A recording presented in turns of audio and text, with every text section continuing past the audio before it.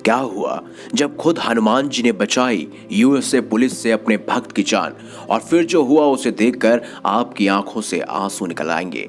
जय श्री राम। नमस्कार दोस्तों, हमारे YouTube चैनल में आप सभी का हार्दिक स्वागत है।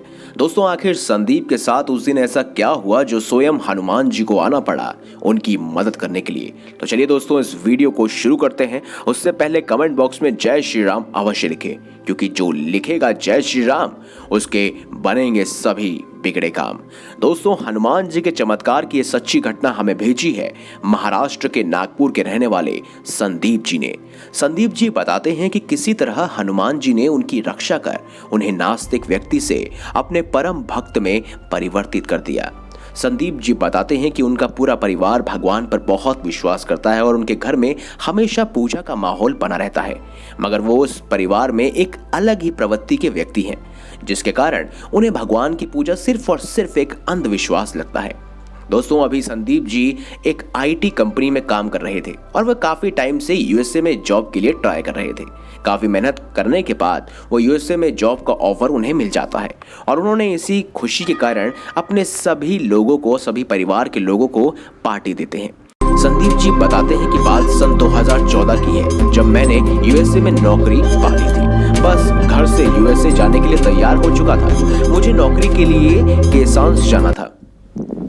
दिल्ली से डायरेक्ट फ्लाइट नहीं थी, तो टोटल ट्रैवल लगभग 24 से 25 घंटे का था। मंगलवार का दिन और मेरी सुबह 8 बजे की फ्लाइट थी, जिसकी वजह से मैं घर से 4 बजे ही निकल गया था।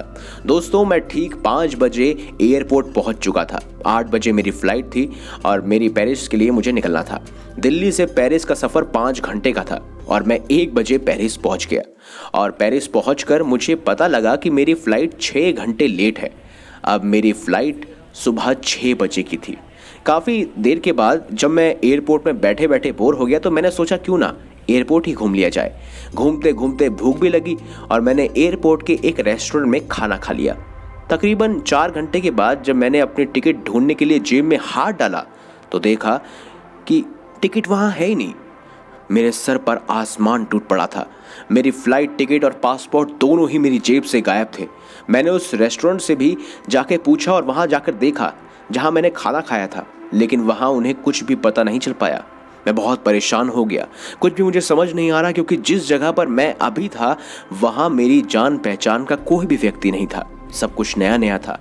समझ ही नहीं आ रहा था कि मैं क्या करूँ। मैंने बहुत कोशिश की, मगर मेरी टिकट और मेरा पासपोर्ट नहीं मिला।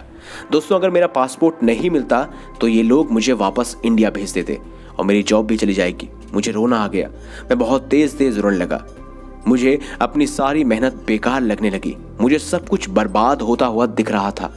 मुझे कुछ भी समझ नहीं आ रहा था कि मैं घर पर कॉल करूं या नहीं करूं। मगर मैंने एयरपोर्ट वाईफाई से मोबाइल कनेक्ट करके अपने घर कॉल किया और सारी बात बताई। काफ़ी देर बाद मेरी माँ ने मुझे एक मात्र उपाय बताया और बोली, बेटा, अभी कोई भी तेरी मदद नहीं कर सकता।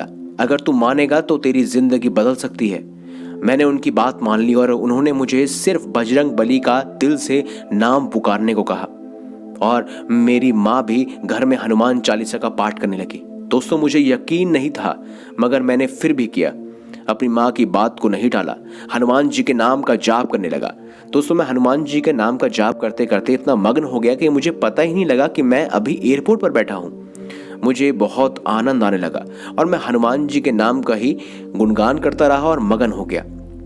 कुछ ही समय के बाद मुझे किसी व्यक्ति ने तेज आवाज देकर बुलाया। मैंने आंखें खोली तो एक सामान्य सा व्यक्ति मेरे सामने खड़ा हो गया।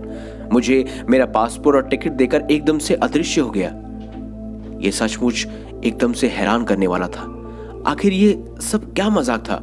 मुझे तो कुछ भी समझ नहीं आया। लेकिन दोस्तों, उस समय जो मुझे एक बड़ी अच्छी चीज नजर आई वो थी अटूट श्रद्धा।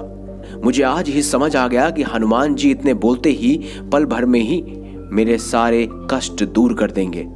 मैंने मन ही मन हनुमान जी को धन्यवाद किया। तब से आज तक हनुमान जी का मैं परम भक्त हूँ। मैंने करिश्मे सुने थे लेकिन उन्हें देखा नहीं था, लेकिन आज मैंने उन्हें देख लिया।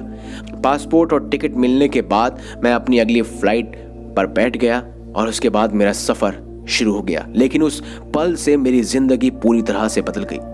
तो दोस्तों, अगर आपको भी ये वीडियो अच्छी लगी हो, ये खास कहानी अच्छी लगी हो, तो इस वीडियो को लाइक करें, हमारे चैनल को सब्सक्राइब करें और ज़्यादा से ज़्यादा शेयर अवश्य करें।